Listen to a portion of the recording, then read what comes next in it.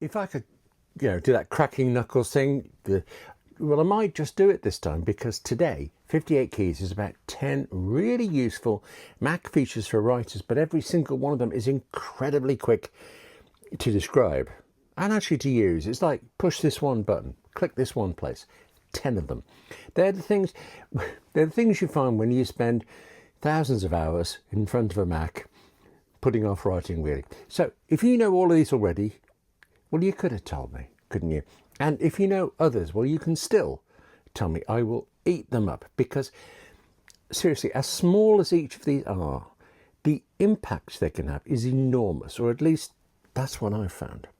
Hello, I'm William Gallagher, and this is 58 Keys, which, as ever, as always, is for writers like you and me, who use and who write on Macs and iPhones and iPads.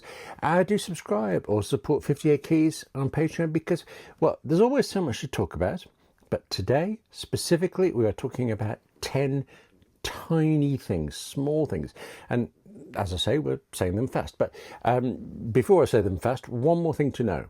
With each of these, you can use each one of these, all 10, on your Mac right now. None of them need you to buy any other apps. They're right there on your Mac out of the box. So, no particular order.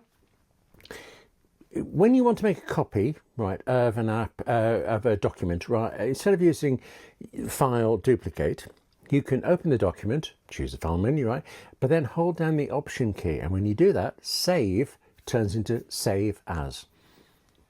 I have not used Duplicate since the day I found this out, because with Duplicate you end up with two documents open, the original and its duplicate, and I have got it wrong. I have somehow edited the original instead of the duplicate and then saved that back, and now I don't ever do that.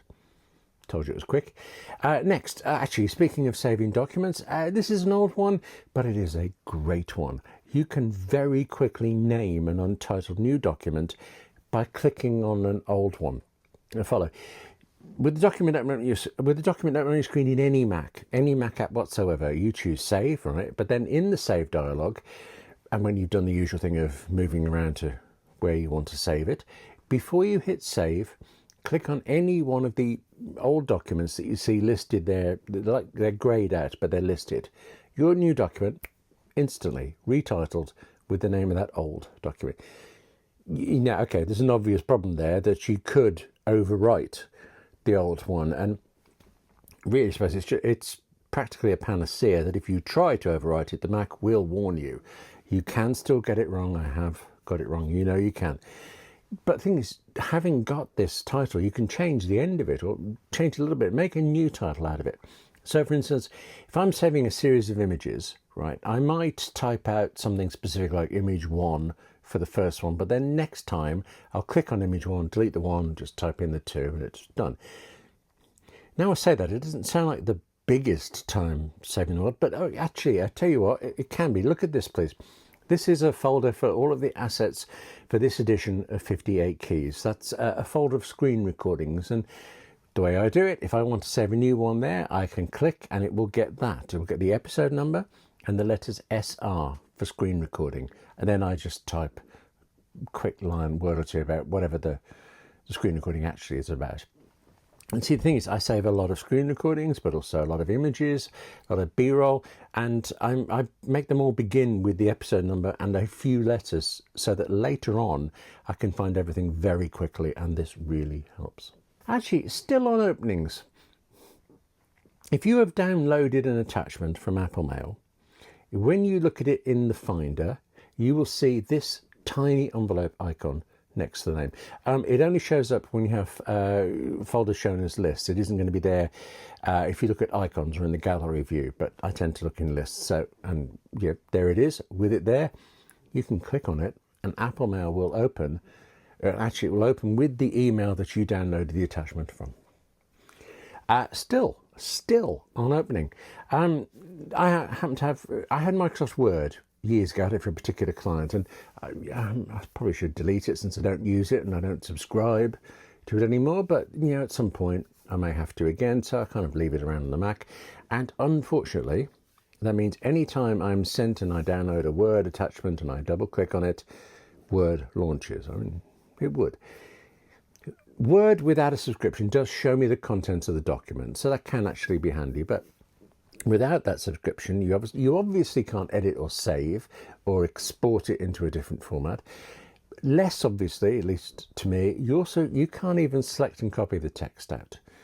The usual answer is to swear a little bit, close that document, and then drag the attachment to, say, Pages or some other, whatever word processor you're using. But you can almost always do it better and faster. First, find any Word document on your Mac, choose File, Get Info, or press Command-I, and then way down the pane, this appears. Change the Open In selection from Word to Pages, or again, any other app you like that's listed there, an app that can open Word documents. Then make sure Change All is clicked, and now every Word document will automatically open in Pages, or whichever app you've chosen, when you double click.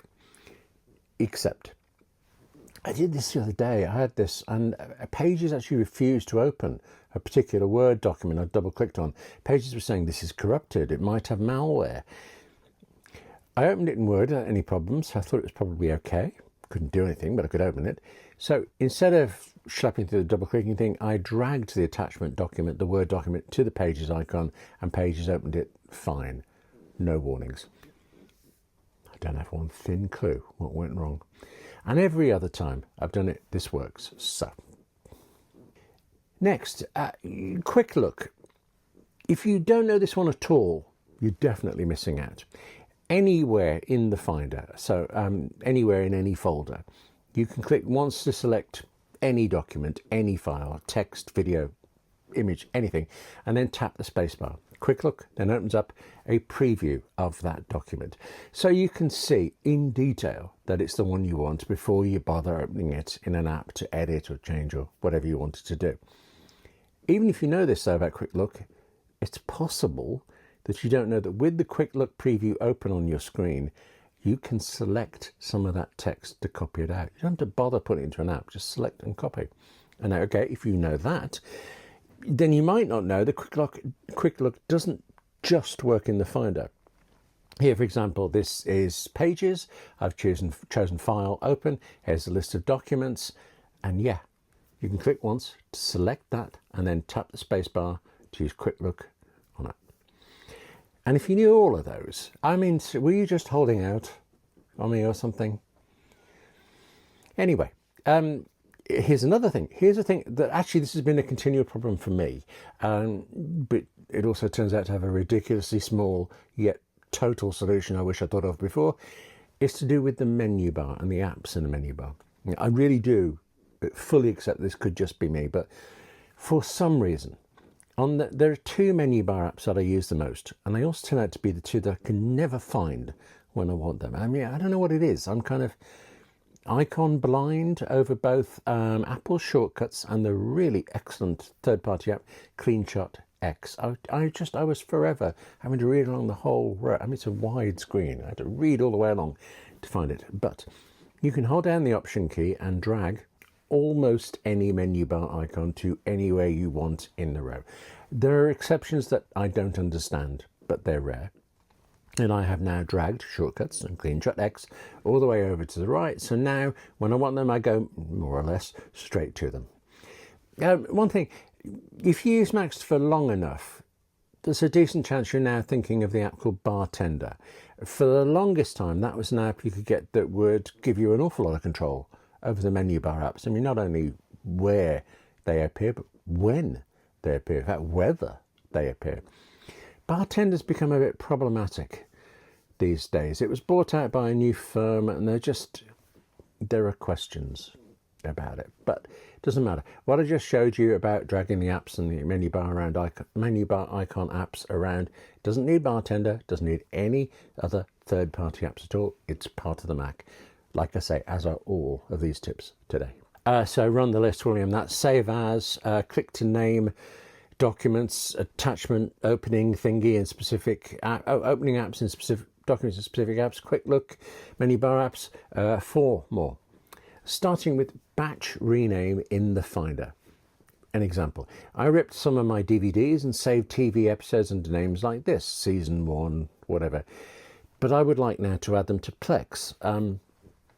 Plex, there's a 58 Keys episode all about this. I'll link to it in the description. But briefly, Plex is for streaming videos from your Mac to your TV set somewhere else in the house. The TV episodes just have to be named in a certain way for it to recognize them and list them. Yeah. So I can select each one of these, choose rename. There are many options here, but you and I are supposed to be racing through these. So let's take just the one. Replace this text with that text in all of these files. Done. Next. All right, well, this will take a second or two longer, but let me show you it first in an example that I did. I was doing this a couple of days ago. This will show you why I think this is a godsend. This is Affinity Publisher, an app I totally adore, and I need to make this text into a link to a web page, and I can do it through the menus, or I can press Command equals. Only you saw the emphasis there, you heard the emphasis on I. I mean, I can do it. I can. It's not a standard feature of Affinity Publisher. The thing is, because I use that feature in Affinity a lot, the Mac will let me set up Command equals or any other command combinations to get it. So I'm straight to what I need.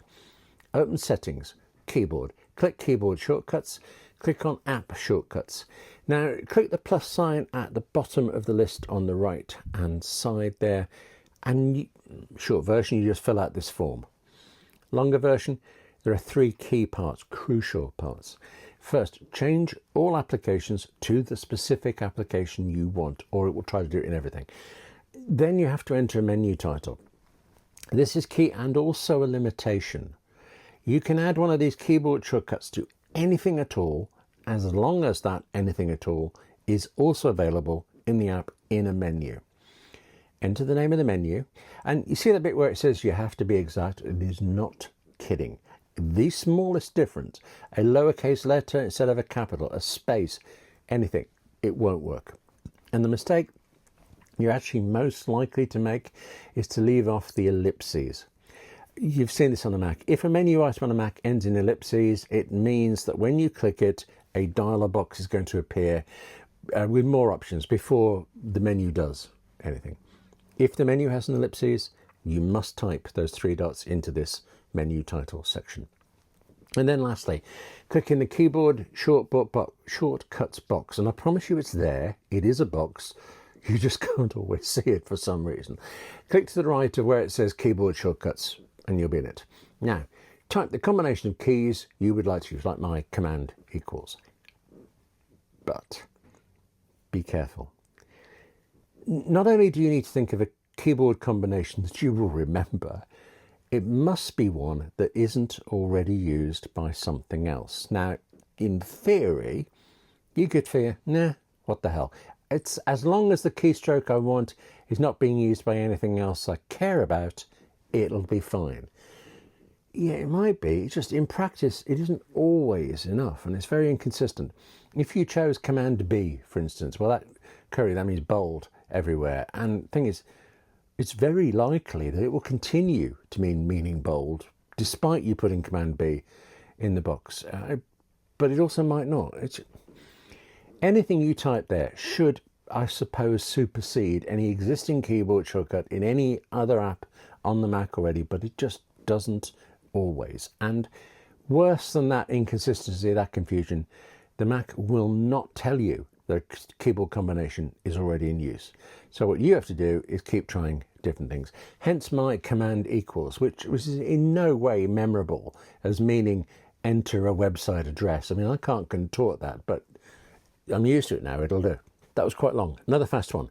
Go to the Finder by clicking on the desktop or into any Finder window, right? Choose the Finder menu and then tick on Remove items from the bin after 30 days. Now, yours might well actually call it the trash instead of the bin. It varies depending on where you are, but either way, well, this does what it says, really. Anything still in the trash after 30 days will be properly deleted. It saves the bin becoming huge without you thinking about it, and it saves you wondering, where's all my storage space going? But it is on you, though. If you are the sort of person, I promise you there are people like this, who for some reason put things in the bin intending to take them out later. Really, there are such people, and they're known as people who have already had an enormous shock and disappointment at losing a document, or will do. Last one already. Actually, last one, this is the only one that's like a hardware tip, a thing that changes how your Mac physically works. And first, how you do this, then why, okay? On any Mac with a trackpad, so of course that's any Mac, but MacBook, but also any desktop Mac where you have a trackpad, like I do, go to Settings, then choose Trackpad, and then down towards the bottom where it says Tap to Click, turn that on. And now, instead of having to press down on your trackpad to click on something, you just touch it, you just tap on it. I suppose it takes a little getting used to, and especially when you need to drag something around, because you're dragging your document, you have to press down with one finger or thumb or something, hold that down, and then tap and slide with the other. But this seemingly tiny thing makes such an enormous difference that, well, actually, you know, you've seen videos where people say, here are these things you must change on your Mac. Do this first on your Mac before you do anything. Change these settings immediately. Yeah, I'm never going to say anything like that. But I am going to tell you that in this case, actually, yeah, this tap to click, that is actually the first thing I set up on any Mac. I just moved to a Mac Studio. What did I do? First thing. It's that important, or that important to me. Actually, I mean, I think all of these 10 things are important in their way. If you need them, if they are useful to you, then yeah, they're tiny, but they are dramatically useful. And to think, I learned them all by staring at the screen, putting off writing. Anyway, those are my 10. I know you have your own, and I want them, please. I mean, isn't this what the comments on YouTube were just invented for us to swap things like this? But while I wait for you to give me your tips, let me say that's it for this edition. 58 keys.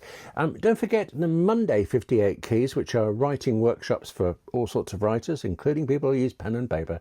And if you're a YouTube member, then there's also the Friday 58 keys, which is explicitly a script club, like a discussion thing about scripts and screenplays. And I'm relishing that. I'm getting to enthuse about scripts at last. I'm so made up about it. But more importantly, more urgently, take care of yourself, eh? Write more, and I'll see you soon.